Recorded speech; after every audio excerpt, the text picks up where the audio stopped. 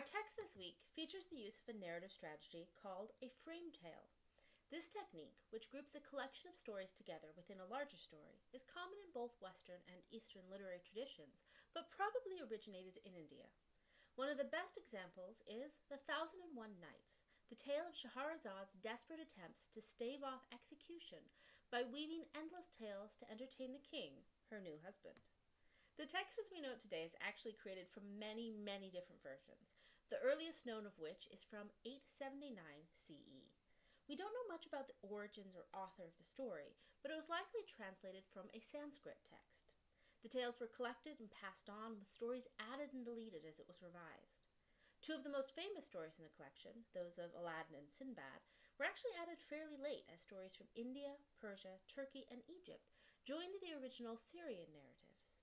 Many features of the story show the global nature of the text, including Scheherazade herself, who has a Persian name, speaks Arabic, and uses an Indian narrative style.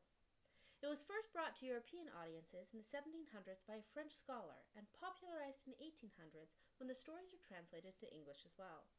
From that point onward, Western audiences have been fascinated by the tales, re-envisioning the stories across multiple mediums. Scheherazade is an interesting literary figure. She shares a lot of characteristics with the tricksters that we saw earlier in the course. She's clever, cunning, and not above using deceit to win the day. But there are two important differences. One is her gender. Rarely in traditional stories do we see female tricksters. This boundary-crossing figure is almost exclusively male, possibly because trickster tales often feature travel and adventure, which in early patriarchal cultures would have been the domain of men. The other important difference is that her act is selfless. Most traditional tricksters have their own interests at heart. They want glory, gold, revenge, or survival, and they're not too worried about how they achieve these goals. They disrupt the system for their own ends and often destroy things in the process. Very often, too, they ultimately pay for their transgression, thereby reinforcing the status quo. We get to live vicariously through them. It's fun, after all, to root for the rogue, but they're not the heroes. They're not role models for us to follow. We know that's not how we're supposed to act. Scheherazade, though, lies and tricks for the good of society.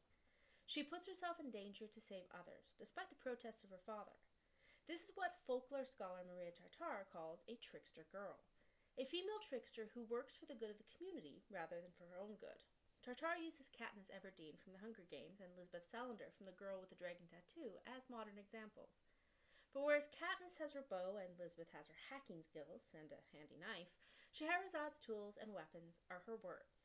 She's a storyteller, teaching the king what he should do by telling him tales. Another thing to watch in this text is the presentation of magic and monsters. We see talking animals and shapeshifters that are very reminiscent of European folk and fairy tales. We also see jinn, or genies.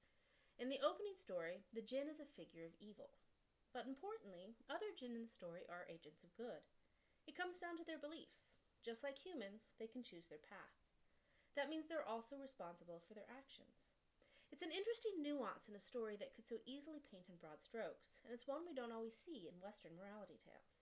The wicked stepmother is just that. The witch in the forest is unredeemable. As you read, compare these stories to those we've read in this course and others you know. What do these tales teach the listeners, within the story and without? As always, you have your discussion board post and your journal. We're also moving on to our final essay of the term, so be sure to read through the instructions carefully and ask for help if you need it. Happy reading.